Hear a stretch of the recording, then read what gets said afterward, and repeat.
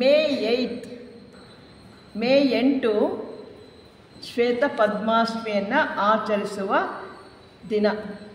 ನಮ್ಮ ಲಾಡ್ಜಲ್ಲೇ ಅಂದ್ಕೋಬೇಡಿ, ಪ್ರಪಂಚಾದ್ಯಂತ ಅಂದರೆ ನಮ್ಮ ಇಂಡಿಯಾ ಬೇರೆ ಬೇರೆ ಎಲ್ಲೆಲ್ಲಿ 52 ರಾಷ್ಟ್ರಗಳಲ್ಲಿದೆಯೋ ಎಲ್ಲ ರಾಷ್ಟ್ರಗಳಲ್ಲಿಯೂ ಎಲ್ಲ ಲಾಡ್ಜ್ಗಳಲ್ಲಿಯೂ ಮೇ 8 ಶ್ವೇತ ಪದ್ಮಾಷ್ಟಮಿಯನ್ನು ಬಹಳ ಭಕ್ತಿ ಶ್ರದ್ಧೆಯಿಂದ ಆಚರಿಸ್ತಾ ಇದ್ದಾರೆ.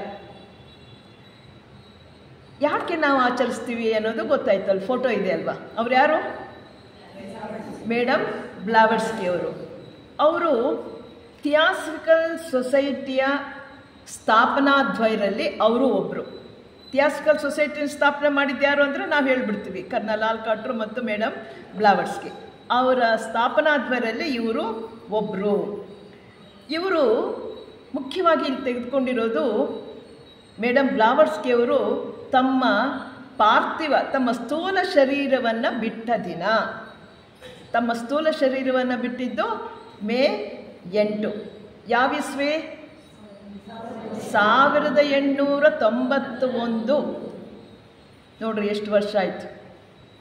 133.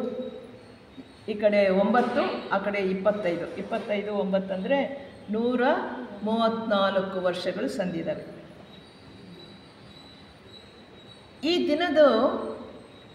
ಈ ದಿನ ನಾವೇನು ಮಾಡಬೇಕು? ಈ ದಿನ ಆಚರಿಸ್ತೀವಲ್ಲ, ಅವ್ರ ಫೋಟೋ ಇಟ್ಟು ಪೂಜೆ ಮಾಡೋದಾ?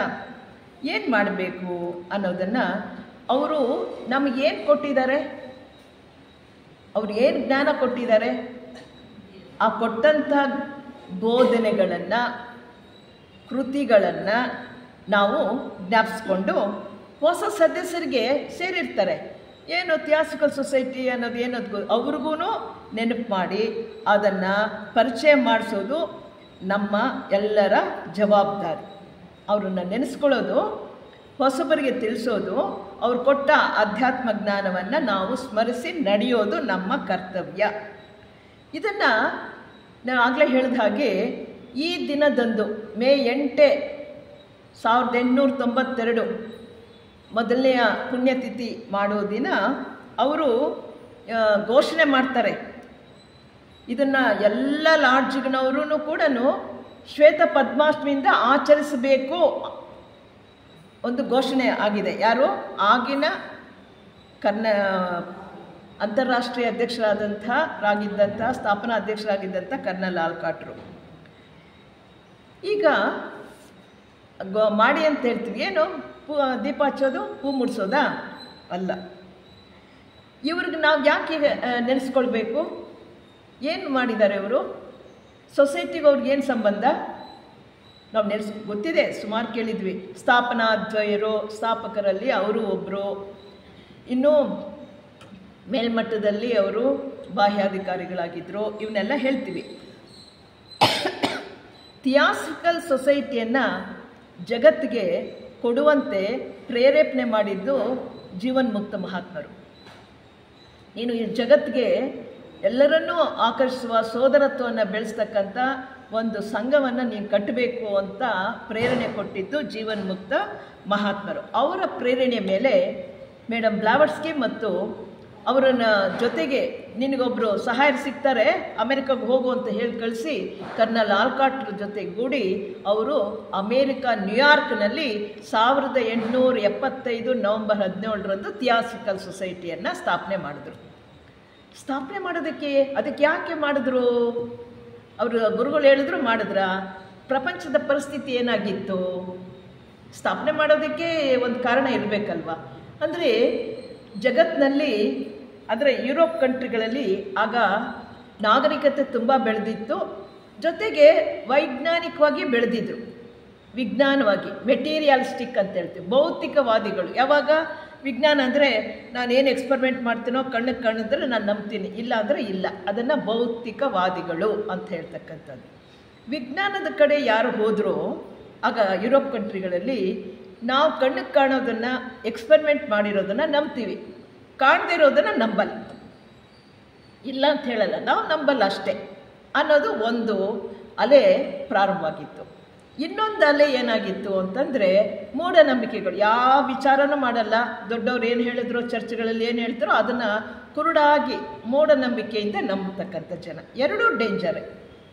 ವಿಚಾರಶೀಲತೆಯಿಂದ ನಾವು ಅಧ್ಯಾತ್ಮದಲ್ಲಿ ಪ್ರಗತಿ ಹೊಂದ್ಬೋದೇ ವಿನಃ ನಾನು ವಿಜ್ಞಾನ ನನ್ನ ಕಂಡ್ರೆ ನಾನು ನಂಬ್ತೀನಿ, ಇಲ್ಲ ಅಂದರೆ ಇಲ್ಲ ದೊಡ್ಡವ್ರು ಹೇಳಿದ್ದಾರೆ ಅದನ್ನು ಪರೀಕ್ಷೆ ಮಾಡಲ್ಲ, ಸುಮ್ಮನೆ ನಂಬ್ತೀನಿ. ಇವೆರಡೂ ಕೂಡ ಜನರನ್ನು ಅಧೋಗತಿಗೆ ಕರ್ಕೊಂಡು ಹೋಗುತ್ತೆ ಅಂತಂದ್ಬಿಟ್ಟು ಮಹಾತ್ಮರಿಬ್ಬರು ಇವರಿಗೆ ಪ್ರೇರಣೆ ಕೊಡ್ತಾರೆ. ನೀವು ಥಿಯಾಸಿಕಲ್ ಸೊಸೈಟಿಯನ್ನು ಸ್ಥಾಪನೆ ಮಾಡಿ.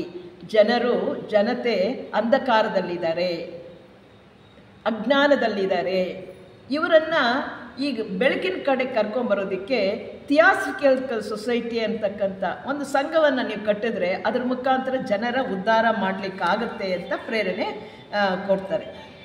ಆಗ ಅವರು ಸ್ಥಾಪನೆ ಮಾಡ್ತಾರೆ. ಸ್ಥಾಪನೆ ಮಾಡಿದ್ಮೇಲೆ ಇವರು ಏನಾಯಿತು, ಆಲ್ಕಾಟ್ರ್ ಹೇಳ್ತಾರೆ, ಇದರಲ್ಲಿ ಯಾವುದೋ ವಿಜ್ಞಾನ ನಮಗೆ ಹೇಳಕ್ಕೆ ಬರಲ್ವೋ ಅದು ಸ್ವಲ್ಪನೇ ಹೇಳುತ್ತೆ, ಲಿಮಿಟೇಷನ್ ಕಂಡೀಷನ್ ಇರುತ್ತೆ. ಎಕ್ಸ್ಪರಿಮೆಂಟ್ ಮಾಡ್ತೀವಿ, ಅದನ್ನು ಮೈಕ್ರೋಸ್ಕೋಪೋ ಟೆಲಿಸ್ಕೋಪೋ ಏನಿರುತ್ತೋ ಅಷ್ಟಕ್ಕೆ ಮಾತ್ರ ಅಳತೆಯಲ್ಲಿ ನಾವು ಸತ್ಯವನ್ನು ನೋಡ್ಬೋದು. ಅದರ ಆಚೆ ಸೂಕ್ಷ್ಮ ಲೋಕಗಳ ವಿಚಾರ, ಸತ್ತೋದ ನಂತರ ನಾನೇನಾಗ್ತೀನಿ, ಈ ವಿಚಾರ ಯಾವುದೇ ಹೇಳಲಿಕ್ಕೆ ಬರಲಿಲ್ಲ. ಆದರೆ ಕರ್ನಲ್ ಆಲ್ಕಾಟ್ರ್ ಹೇಳ್ತಾರೆ, ಯಾವುದು ಭೌತಿಕವಾದಕ್ಕೆ ನಿಲುಕದೇ ಇದೆಯೋ ಆ ಸತ್ಯವನ್ನು ಥಿಯಾಸಿಕಲ್ ಸೊಸೈಟಿ ಜಗತ್ತು ಕೊಡ್ತು. ಅದು ಬಹಳ ಮುಖ್ಯವಾದ್ದು. ಎಲ್ಲ ವಿಜ್ಞಾನದಲ್ಲೇ ಹೇಳೋಕ್ಕಾಗಲ್ಲ, ಎಲ್ಲನೂ ಎಲ್ರಿಗೂ ಎಕ್ಸ್ಪರಿಮೆಂಟ್ ತೋರ್ಸೋಕ್ಕಾಗಲ್ಲ. ಆದರೆ ಅಧ್ಯಾತ್ಮ ಜ್ಞಾನಿಗಳು, ಸಾಧಕರು ಏನೇನು ಇದೆಯೋ, ನಾವು ಸತ್ತ ನಂತರ ಏನಾಗ್ತೀವಿ, ಸೂಕ್ಷ್ಮ ಲೋಕಗಳು ಏನಾಗಿದೆ, ಕರ್ಮ ನಿಯಮ ಯಾವ ರೀತಿ ಕೆಲಸ ಮಾಡ್ತಾ ಇದೆ, ನನ್ನ ಬೆಳವಣಿಗೆ ಹೇಗಾಗುತ್ತೆ ಅನ್ನೋ ವಿಚಾರವನ್ನೆಲ್ಲನೂ ಅವರು ಥಿಯಾಸಿಕಲ್ ಸೊಸೈಟಿ, ಉನ್ನತ ಆಧ್ಯಾತ್ಮಿಕ ಯೋಚನೆಗಳು ಒಂದು ನಮಗೆ ದಾರಿ ತೋರ್ಸೋಕ್ಕಾಗತ್ತೆ. ಅದನ್ನೇ ಥಿಯಾಸಿಕಲ್ ಮೂಮೆಂಟ್ ಅಂತ ಹೇಳ್ತಾರೆ. ಕರ್ನಲ್ ಆಲ್ಕಾಟ್ರು ಅದನ್ನು ಹೇಳಿದ್ದು. ಅಂದರೆ ಎಲ್ಲಿ ವಿಜ್ಞಾನಕ್ಕೆ ತೋರ್ಸೋಕ್ಕಾಗಲ್ವೋ ಸ್ಟಾಪ್ ಆಯಿತು, ಮುಂದಿದ್ದು ಆಧ್ಯಾತ್ಮಿಕ ನಮಗೆ ದಾರಿ ತೋರಿಸುತ್ತೆ. ಇದನ್ನೇ ಮೇಡಮ್ ಬ್ಲಾವರ್ಸ್ಕಿ ಅವರು ಹೇಳ್ತಾರೆ. ಗುಪ್ತ ಸಿದ್ಧಾಂತ ಅವರಲ್ಲಿ ಇದನ್ನು ಆಲ್ಕಾಟ್ರು ಹೇಳಿದರು, ಮೇಡಮ್ ಬ್ಲಾವರ್ಸ್ಕಿ ಹೇಳಿದರು. ಇವ್ರಿಗೊಂದು ಜ್ಞಾನ ಇತ್ತು. ಯಾವುದು? ಕಣ್ಣಿಗೆ ಕಾಣದೇ ಇರೋದನ್ನು ನಮಗೆ ಕಾಣದೇ ಇರೋ ವಿಚಾರವನ್ನು ಗುಪ್ತ ಸಿದ್ಧಾಂತ ಅಂತ ಹೇಳ್ತೀವಿ. ಪ್ರಾಕ್ಟಿಕಲ್ ಅಕಲ್ಟಿಸಮ್ ಅಂತ ಹೇಳ್ತೀವಲ್ಲ, ಅದನ್ನು ಅನುಭವದ ಪಡ್ಕೊಂಡು ಆಧ್ಯಾತ್ಮ ಜ್ಞಾನವನ್ನು ಜಗತ್ತಿಗೆ ಕೊಡುವಷ್ಟು ಶಕ್ತಿ ಅವ್ರಿಗಿತ್ತು. ನಮಗೆ ಕಾಣದೇ ಇರೋದು ಹೇಳಕ್ಕೆ ಬರಲ್ಲ, ಅವ್ರಿಗೆ ಕಾಣದೇ ಇರೋದು ಹೇಳೋವಂಥ ಅದ್ಭುತ ಶಕ್ತಿ ಅವರಲ್ಲಿ ಇದ್ದಿದ್ದರಿಂದ, ಅಖಂಡವಾದ ಆಧ್ಯಾತ್ಮ ಜ್ಞಾನ ಸಾಗರವೇ ಅವರಲ್ಲಿ ಇರೋದರಿಂದ ಅವರಿಂದ ಹೊಸ ಮೂಮೆಂಟ್, ಚಳುವಳಿ, ಥಿಯಾಸಿಕಲ್ ಮೂಮೆಂಟು ಪ್ರಾರಂಭವಾಯಿತು ಥಿಯಾಸಿಕಲ್ ಸೊಸೈಟಿಯಿಂದ. ಇವ್ರದ್ದು ಇಂಥ ಅದ್ಭುತವಾದಂಥ ವ್ಯಕ್ತಿತ್ವ ಯಾರ್ದು? Madam Blavatsky. ಆಕೆಯಲ್ಲಿ ಏನಾದರೂ ಹಿಡ್ಕೊಂಡ್ರೆ ಸಾಸೋರ್ಗೂ ಬಿಡ್ತಾ ಇರಲಿಲ್ಲ. ಅದಕ್ಕೆ ಹೇಳ್ತಾರೆ ಗ್ರೇಟ್ ಐರನ್ ವಿಲ್ ಅಂತ ಹೇಳ್ತಾರೆ. ಇಚ್ಛಾಶಕ್ತಿ ಎಷ್ಟು ಪ್ರಬಲವಾಗಿದೆ ಅಂದರೆ ಯಾರೂ ಬಗ್ಸಕ್ಕಾಗದೇ ಇರತಕ್ಕಂಥ ಪ್ರಬಲವಾದ ಕಬ್ಬಿಣದಂಥ ಇಚ್ಛಾಶಕ್ತಿ ಅವರಲ್ಲಿತ್ತು. ಜೊತೆಗೆ ಮಹಾತ್ಮರಿಗೆ ಪೂರ್ಣ ಅರ್ಪಿಸ್ಕೊಳ್ತಕ್ಕಂಥ ನಿಸ್ವಾರ್ಥಯುತ ಪವಿತ್ರವಾದಂಥ ಅರ್ಪಣಾ ಮನೋಭಾವನೆ ಅವರಲ್ಲಿತ್ತು. ಅದೊಂದು ಬಹಳ ಮುಖ್ಯವಾದ್ದು. ತನಗಾಗಿ ಏನು ಮಾಡ್ತಾ ಇರಲಿಲ್ಲ. ಗುರುಗಳು ಇಂಥ ಕೆಲಸ ನೀನು ಮಾಡಮ್ಮ ಅಂತ ಅವರು ಒಂದು ಕಡೆ ಹೈಡನ್ ಪಾರ್ಕಲ್ಲಿ ಕಾಣಿಸಿದ ತಕ್ಷಣ ಅವ್ರಿಗೆ ಶರಣಾಗಿಬಿಟ್ಟು ಮಠ ಮದುವೆ ಆದ ತಕ್ಷಣ ಮನೆ ಬಿಟ್ಟು ಬಂದಿರ್ತಾರೆ.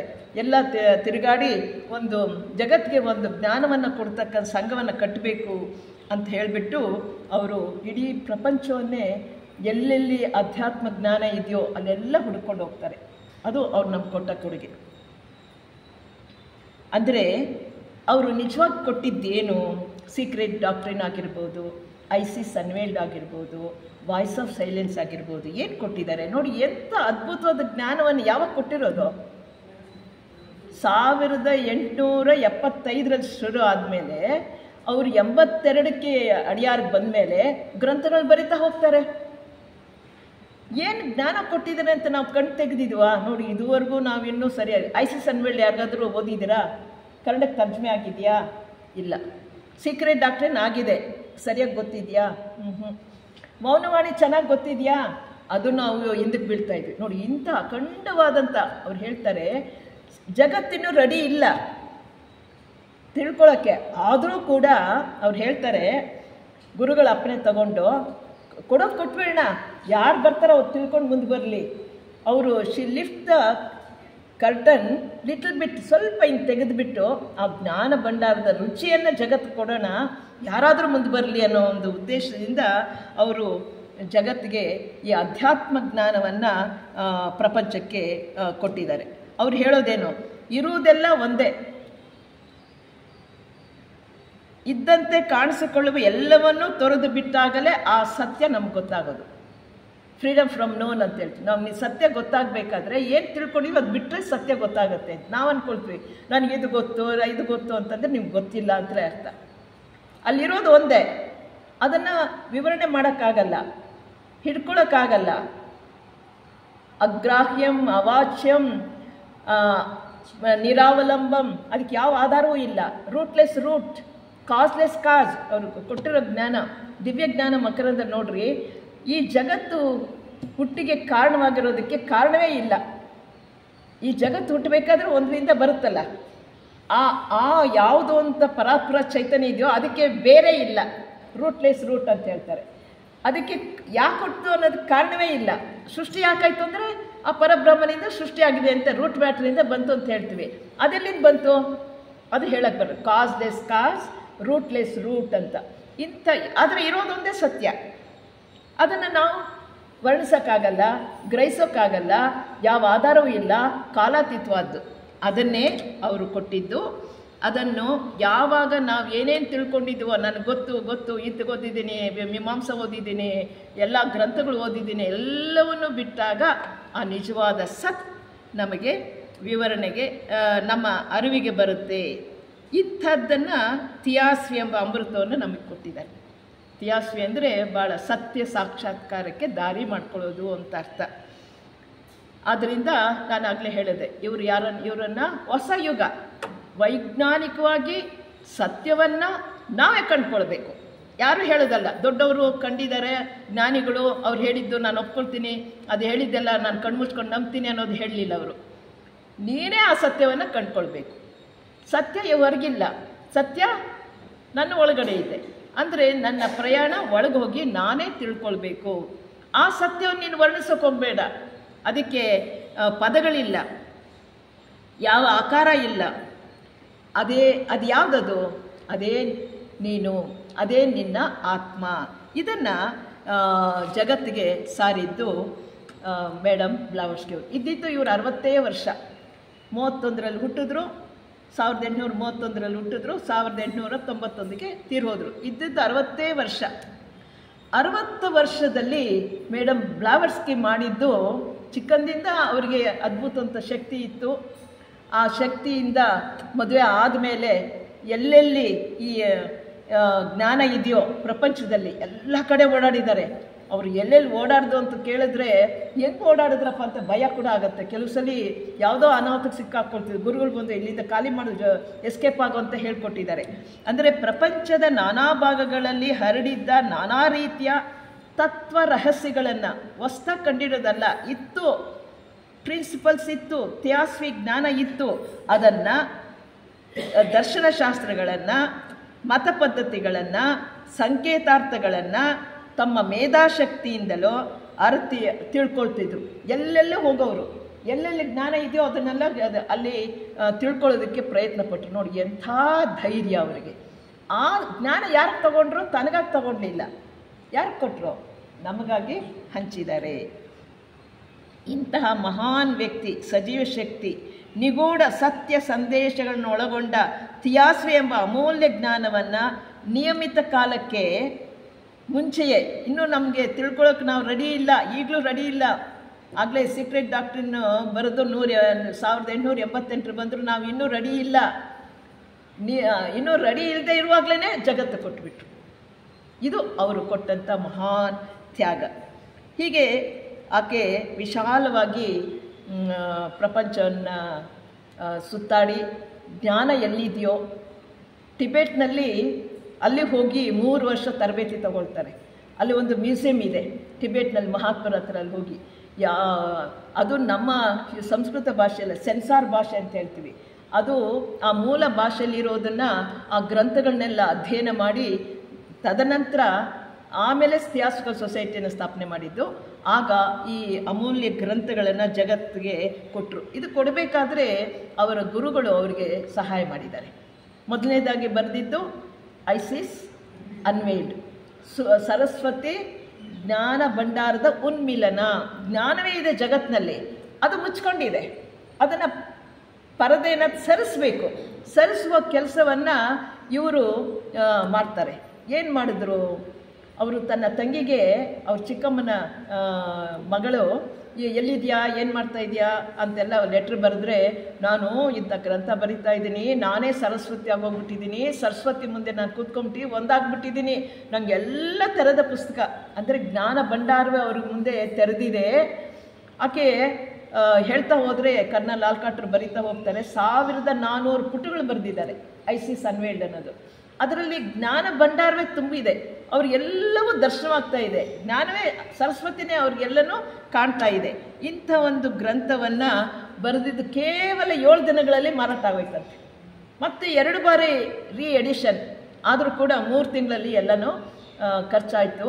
ಅಂಥ ಜ್ಞಾನ ಭಂಡಾರವನ್ನು ಜಗತ್ತಿಗೆ ಕೊಟ್ಟಂಥ ಮಹಾತಾಯಿ ಮೇಡಮ್ ಬ್ಲಾವಟ್ಸ್ಕಿ. ಇದಕ್ಕೆ ಸಹಾಯಕರು ಅವ್ರ ಗುರುಗಳೇ. ಆ ಜ್ಞಾನವನ್ನು ಅವರು ಬರಿತಾ ಇರಬೇಕಾದ್ರೆ ಯಾವುದೋ ಪುಸ್ತಕ ನೋಡ್ಕೊಂಡು ಜ್ಞಾಪಕ ಅಲ್ಲ, ಸುಮ್ಮನೆ ಏನೋ ಬರಿತಾ ಹೋಗ್ತಾ ಇರೋರಂತೆ. ಬರಿತಾ ಹೋಗಬೇಕಾದ್ರೆ ಎಲ್ಲಿ ಬರೀತಿದ್ದಾರೆ ಅಂತಂದರೆ ಅವ್ರ ಮುಂದೆ ಏನೋ ಪುಸ್ತಕಗಳು ಯಾರಿಗೂ ಕಾಣ್ತಾ ಇಲ್ಲ, ಅದು ನೋಡಿಕೊಂಡು ಏನೋ ಕೂತ್ಕೊಂಡು ಬರೆಯಲ್ವ, ಕಾಪಿ ಮಾಡಲ್ವ, ಹಾಗೆ ಬರ್ಕೊಂಡು ಹೋಗಿದ್ದಾರೆ. ಅವರು ಸ್ವತಃ ಬರೆದಿದ್ದಲ್ಲ, ಆ ಗ್ರಂಥಗಳಲ್ಲಿರುವ ಜ್ಞಾನವನ್ನು ನಮಗೆ ಇಂಗ್ಲೀಷ್ನಲ್ಲಿ ಬರೆದು ಐಸಿಸ್ ಅನ್ವೇಲ್ಡ್ ಅನ್ನೋದನ್ನು ಜಗತ್ತಿಗೆ ಕೊಟ್ಟಂಥ ತಾಯಿ.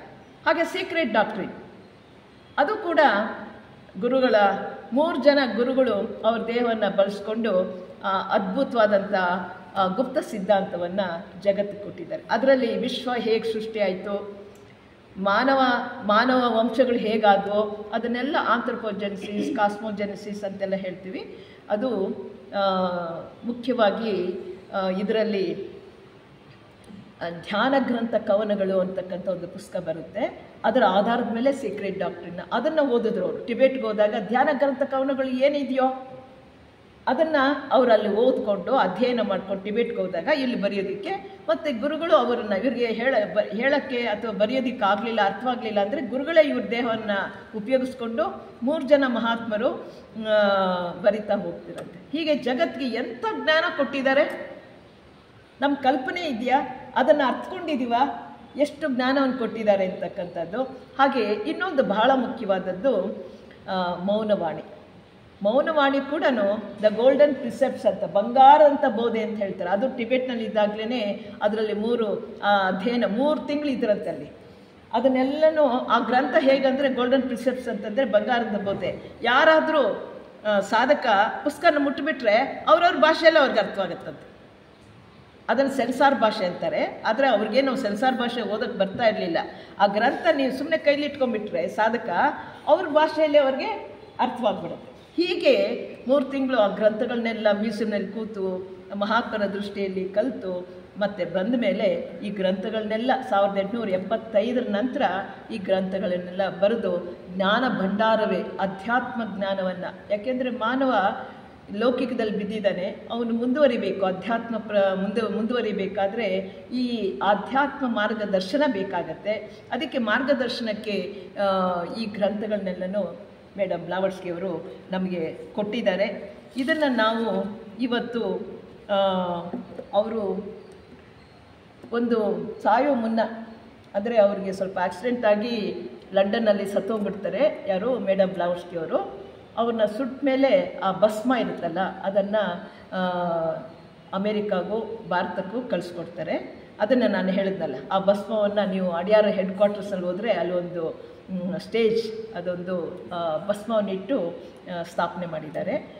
ನಂತರ ಅವರು ಒಂದು ಮರಣಶಾಸನ ಬರೆದಿದ್ದಾರೆ ಮೇಡಮ್ ಬ್ಲಾವಟ್ಸ್ಕಿ ಅವರು.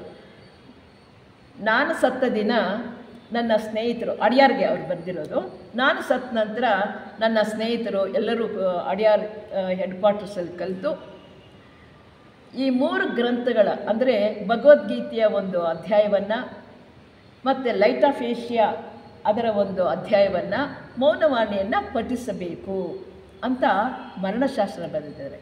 ಅದರಂತೆ ಕರ್ನಲ್ ಆಲ್ಕಾಟ್ರು ಮೊದಲನೇ ವರ್ಷದ ತಿಥಿ ಮಾಡಬೇಕಾದ್ರೆ ಅಲ್ಲಿ ಅವರು ಸ್ಟ್ಯಾಚ್ಯೂ ಪ್ರತಿಷ್ಠಾಪನೆ ಮಾಡಿ ಎಲ್ಲ ಡಿಕ್ಲೇರ್ ಮಾಡಬೇಕಲ್ಲ, ಇಡೀ ಪ್ರಪಂಚದಲ್ಲಿರುವ ಸೊಸೈಟಿಗಳಲ್ಲೆಲ್ಲನೂ ಮಾಡ್ಕೊಳ್ಬೇಕಲ್ಲ. ಅದಕ್ಕೆ ಒಂದು ಘೋಷಣೆ ಮಾಡ್ತಾರೆ, ರೆಸೊಲ್ಯೂಷನ್ ಪಾಸ್ ಮಾಡ್ತಾರೆ. ಏನಪ್ಪ ಅಂತಂದರೆ ಈ ದಿನ ಅಂದರೆ ಮೇ 8 ಶ್ವೇತ ಪದ್ಮಾಷ್ಟಮಿ ಎಂಬ ಹೆಸರನ್ನು ಹೆಡ್ ಕ್ವಾರ್ಟರ್ಸ್ ಹಾಲ್ನಲ್ಲಿ ಸ್ಮಾರಕ ಸಭೆ ಕರಿಬೇಕು. ಎಲ್ಲರನ್ನೂ ಮೆಂಬರ್ಸ್ನ ಅವ್ರಿಗೆ ಬೇಕಾದವ್ರನ್ನ ಅವ್ರು ಹೇಳಿದ ಹಾಗೆ ಕರೆದು ಆ ಮೇಲೆ ಹೇಳಿರ್ತಕ್ಕಂಥ ಗ್ರಂಥಗಳನ್ನು ಪಠಿಸಬೇಕು. ಇದು ಒಂದು ನಿಯಮ. ಎರಡನೇದೇನಪ್ಪ ಅಂದರೆ ಅವರ ಹೆಸರಿನಲ್ಲಿ ಅಡಿಯಾರ್ ಸುತ್ತಮುತ್ತಲು ಮೀನು ಹಿಡಿಯೋರು ಇದ್ದಾರಲ್ಲ, ಅವರ ಕುಟುಂಬಗಳು ಮಕ್ಕಳು ಇವ್ರಿಗೆಲ್ಲ ಕರೆದು ಅನ್ನ ಸಂತರ್ಪಣೆ ಮಾಡಬೇಕು. ಮತ್ತು ಇನ್ನೊಂದು ಅವ್ರು ಹೇಳ್ತಾರೆ, ನಾವು ಅದನ್ನು ಮಾಡ್ತಾ ಇಲ್ಲ, ಅಡಿಯಾರ್ನಲ್ಲಿ ಮಾಡ್ತಾರೆ. ಹೆಡ್ ಕ್ವಾರ್ಟರ್ಸ್ ಹಾಲ್ ಮೇಲೆ ಒಂದು ಬಾವುಟ ಇದೆಯಲ್ಲ, ಈ ಶ್ವೇತ ಪದ್ಮಾಷ್ಟಮಿ ದಿನ ಅರ್ಧಕ್ಕೆ ಇಳಿಸ್ತಾರೆ. ಈಗ ನಮ್ಮಲ್ಲಿ ಗಾಂಧಿ ಜಯಂತಿ ಈ ಥರ ಆದಾಗ ಏನು ಮಾಡ್ತೀವಿ ನಾವು, ಬಾವುಟನ ಅರ್ಧಕ್ಕೆ ಆರಿಸ್ತೀವಿ. ಇಲ್ಲಿ ಬಾವುಟ ಇಟ್ಟಿಲ್ಲ ಅಂದ್ಕೊಳ್ತೀನಿ, ಇದೆಯಾ ಬಾವುಟ? ಅದನ್ನು ಶ್ವೇತ ಪದ್ಮಾಷ್ಟಮಿ ದಿನ ಬಾವುಟವನ್ನು ಅವರ ಒಂದು ನೆನಪಿಗಾಗಿ ಅರ್ಧ ಆರಿಸ್ಬೇಕು ಅಂತಂದ್ಬಿಟ್ಟು ಇದು ಕರ್ನಲ್ ಆಲ್ಕಾಟ್ರು ಅಡಿಯಾರ್ಗೆ ಹೇಳಿದ್ದಾರೆ. ಇನ್ನು ಲಾರ್ಡ್ಸ್ನವ್ರಿಗೆಲ್ಲ ಏನು ಹೇಳಿದ್ದಾರೆ ಅಂದರೆ, ಪ್ರಪಂಚಾದ್ಯಂತ ಈ ವಾರ್ಷಿಕ ಪುಣ್ಯತಿಥಿ ದಿನದಂದು ಸದಸ್ಯರೆಲ್ಲೂ ಸೇರಿ ಯಾವ ಪಂಥ ಯಾವ ಭೇದ ಭಾವನೆ ಇಲ್ಲದೆ ಗೌರವ ಮತ್ತು ಭಕ್ತಿ ಶ್ರದ್ಧೆಯಿಂದ ಬ್ಲಾವರ್ಸ್ಕಿ ಅವರಿಗೆ ಅರ್ಪಿಸಬೇಕು, ಅವರನ್ನು ನಾವು ಸ್ಮರಿಸಬೇಕು ಅಂತ ಇದು ರೆಸೊಲ್ಯೂಷನ್ ಮಾಡಿಬಿಟ್ಟಿದ್ದಾರೆ ಕರ್ನಲ್ ಆಲ್ಕಾಟ್ರು. ನಾನು ಕೆಳಗೆ ಸಹಿ ಮಾಡಿರ್ತಕ್ಕಂಥ ನಾನು ಈ ರೀತಿ ಘೋಷಣೆ ಮಾಡ್ತಾ ಇದ್ದೀನಿ, ಈ ರೀತಿ ನಡ್ಕೊಳ್ಬೇಕು ಅಂತ ರೆಕಾರ್ಡ್ ಆಗೋಗ್ಬಿಟ್ಟಿದೆ. ಯಾವಾಗ ಮೊದಲನೇ ವಾರ್ಷಿಕ ತಿಥಿ ನಡೀತಲ್ಲ 1892 ಮೇ 8ರಂದು ಈ ರೀತಿ ಘೋಷಣೆ ಮಾಡಿ ಸರ್ಕ್ಯುಲರ್ ಎಲ್ರಿಗೂ ಕಳಿಸಿದ್ದಾರೆ. ಅದರಂತೆ ಎಲ್ಲ ಲಾಡ್ಜ್ನವರು ಎಲ್ಲ ಕಡೆನೂ ಆಚರಿಸ್ತಾರೆ. ಅಮ್ಮ ಹೇಳಿದ ಹಾಗೆ ನಾವು ಈ ದಿನ ಭಗವದ್ಗೀತೆಯ ಒಂದು ಪಠಣ, ಲೈಟ್ ಆಫ್ ಏಷ್ಯಾ, ಮೌನವಾಣಿ ಸ್ವಲ್ಪ ನಾವು ನೆನೆಸ್ತೀವಿ. ಸೋದರಿ ರಶ್ಮಿಯವರು ಭಗವದ್ಗೀತೆಯ ಒಂದು ಅಧ್ಯಾಯವನ್ನು ಪಠಿಸ್ತಾರೆ, ಅದರ ಒಂದು ಸಾರಾಂಶವನ್ನು ಹೇಳ್ತಾರೆ. ಓಂ ಶ್ರೀ ಕೃಷ್ಣ ಪರಬ್ರಹ್ಮಣೇ ನಮಃ. ಶ್ರೀಮದ್ಭಗವದ್ಗೀತಾ ಅಥ 12ೋऽಧ್ಯಾಯಃ. ಭಕ್ತಿಯೋಗಃ. ಅರ್ಜುನ ಉವಾಚ ಏವಂ ಸತತಯುಕ್ತಾ ಯೇ ಭಕ್ತಾಸ್ತ್ವಾಂ ಪರ್ಯುಪಾಸತೆ ಯೇ ಚಾಪ್ಯಕ್ಷರಮವ್ಯಕ್ತಂ ತೇಷಾಂ ಕೇ ಯೋಗವಿತ್ತಮಾಃ.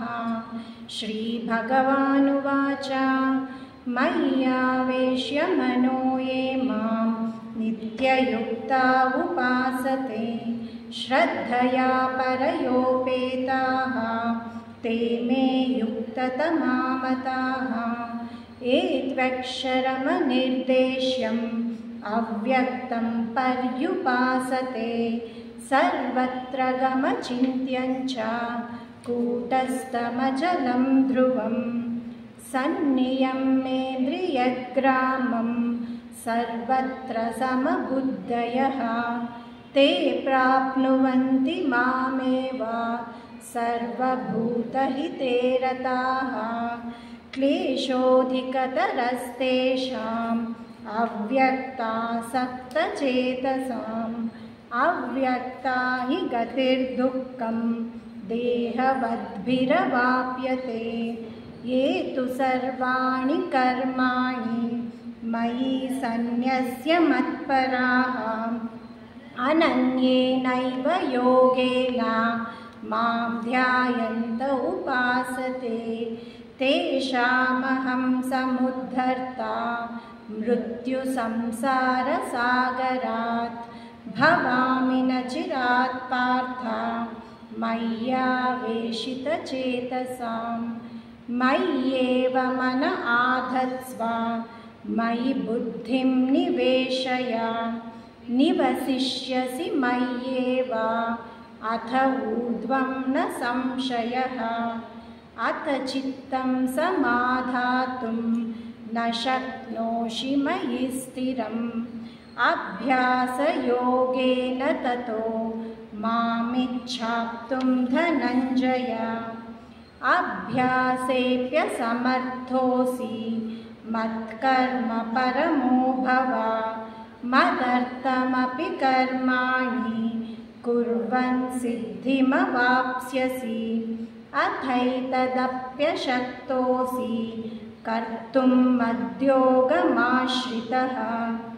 सर्वकर्मफलत्यागं ततः कुरु यतात्मवान् श्रेयो हि ज्ञानमभ्यासात् ज्ञानात् ध्यानं विशिष्यते ध्यानात्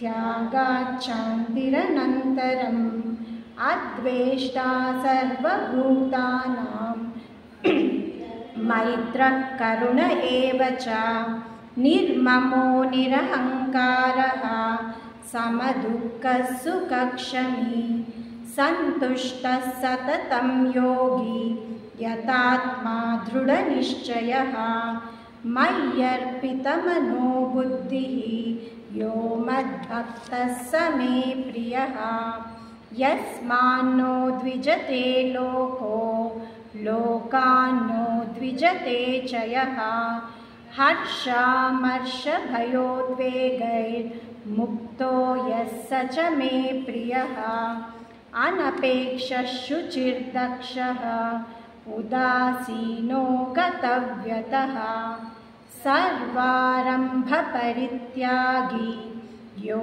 मद्भक्तः स मे प्रियः यो न हृष्यति न द्वेष्टि न शोचति न काङ्क्षति शुभाशुभपरित्यागी भक्तिमान्यः स मे प्रियः समशत्रौ च मित्रे च तथा मानापमानयोः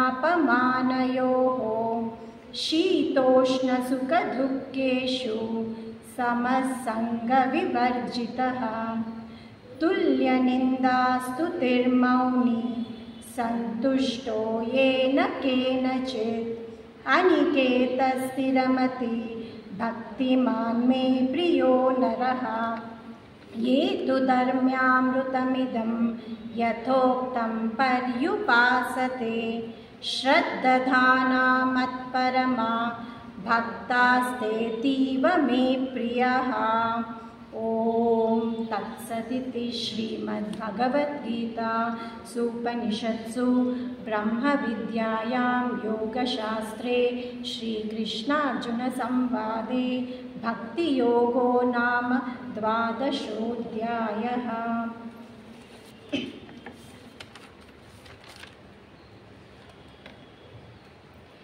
ಈ ಭಗವದ್ಗೀತೆ ನಮ್ಮ ಭಾರತದ ಮಹಾಕಾವ್ಯಗಳಲ್ಲಿ ಒಂದಾದ ಮಹಾಭಾರತದ ಅಂಗ. ಭಗವದ್ಗೀತೆ ಧಾರ್ಮಿಕ, ಆಧ್ಯಾತ್ಮಿಕ ಹಾಗೂ ನೈತಿಕ ಮೌಲ್ಯಗಳನ್ನು ಹೊಂದಿರುವ ಉನ್ನತ ಗ್ರಂಥ. ಇದು ಮಾನವನ ಸಹಜ ಸ್ವಭಾವವನ್ನು ತಿಳಿಸಿಕೊಡುವಂತಹ ಒಂದು ಪರಮಶ್ರೇಷ್ಠವಾದ ಗ್ರಂಥ. ಇದು ಪ್ರಖರವಾದ ಜ್ಞಾನವನ್ನು ಜಗತ್ತಿಗೆ ನೀಡ್ತಾ ಇದೆ. ಇದನ್ನು ಗೀತಾಶಾಸ್ತ್ರವು ಅಂತಲೂ ಹೇಳ್ತಾರೆ. ಯಾಕೆ ಅಂದರೆ ಇದು ಸಾಕ್ಷಾತ್ ಭಗವಂತನಿಂದಲೇ ಲೋಕಾನುಗ್ರಹಕ್ಕಾಗಿ ಬೋಧಿಸಲ್ಪಟ್ಟಿರುವುದು.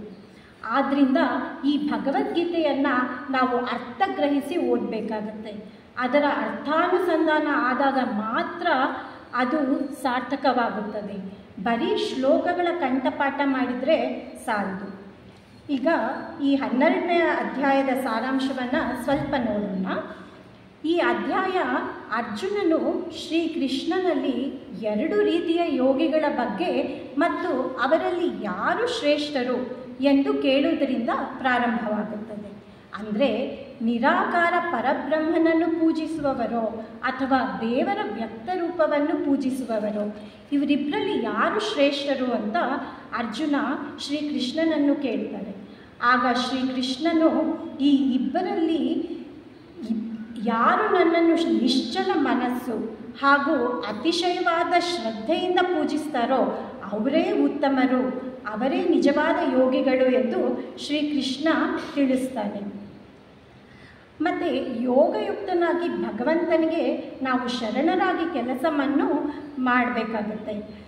ಹಾಗೆ ಮಾಡಲು ಆಗದಿದ್ದರೆ ದೇಹೇಂದ್ರಿಯ ಮನಸ್ಸುಗಳನ್ನು ಸ್ವಾಧೀನ ಮಾಡಿಕೊಂಡು ಕರ್ಮ ಫಲವನ್ನು ಅಪೇಕ್ಷಿಸದೆ ನಿಸ್ವಾರ್ಥವಾಗಿ ಕೆಲಸಗಳನ್ನು ಮಾಡಬೇಕು. ಯಾರು ಏನನ್ನೂ ಅಪೇಕ್ಷಿಸುವುದಿಲ್ವೋ, ಶುಚಿಯಾಗಿರುವನೋ, ಕೆಲಸದಲ್ಲಿ ನಿಪುಣನೋ, ಉದಾಸೀನ ಸ್ವಭಾವವುಳ್ಳವನು, ಅಂತಹ ಭಕ್ತನು ನನಗೆ ಬೇಕಾದವನು ಅಂತ ಶ್ರೀಕೃಷ್ಣ ತಿಳಿಸ್ತಾನೆ. ಅಪೇಕ್ಷೆ ಇಲ್ಲದವನಿಗೆ ಯಾವುದೂ ಇಲ್ಲ. ಆದರೆ ಇವನು ಭಗವದ್ಭಕ್ತನಾದುದರಿಂದ ಲೋಕಸೇವೆಯನ್ನು ಬಿಡದೆ ಮಾಡಲೇಬೇಕು. ಲೋಕಸೇವೆಯೇ ಭಗವಂತನ ಸೇವೆ. ಭಗವಂತನೂ ಸಹ ಒಂದು ಕ್ಷಣವೂ ಸುಮ್ಮನಿರದೆ ಲೋಕಕ್ಕಾಗಿ ದುಡಿತಾ ಇರ್ತಾನೆ.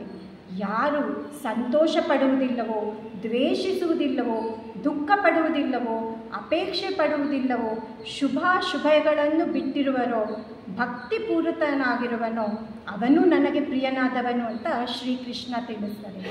ಉದಾಸೀನ ಅಂದರೆ ದ್ವೇಷ, ವ್ಯಸನ, ಆಸೆ ಇದ್ಯಾವುದೂ ಇಲ್ಲದೆ ಇರೋದು. ಶತ್ರುಗಳಲ್ಲಿ, ಸ್ನೇಹಿತರಲ್ಲಿ, ಮಾನ ಅವಮಾನಗಳಲ್ಲಿ ಒಂದೇ ಸಮನಾಗಿರತಕ್ಕವನು. ಚಳಿ, ಸೆಖೆ, ಸುಖ, ದುಃಖ ಎಲ್ಲದರಲ್ಲಿಯೂ ಒಂದೇ ಪ್ರಕಾರವಿರತಕ್ಕವನು. ಸಂಘವಿಲ್ಲದವನು. ಇತರರು ನಿಂದಿಸಿದರೂ ಹೊಗಳಿದರೂ ಒಂದೇ ಸಮಾನೇ ಇರತಕ್ಕವನು. ಮೌನವಾಗಿರುವವನು. ಏನು ಬಂದರೂ ಅದನ್ನು ತೃಪ್ತಿಯಿಂದ ಹೊಂದತಕ್ಕವನು. ಸ್ಥಿರ ಬುದ್ಧಿಯುಳ್ಳವನು ಆದ ಭಕ್ತನು ನನಗೆ ಪ್ರಿಯನು.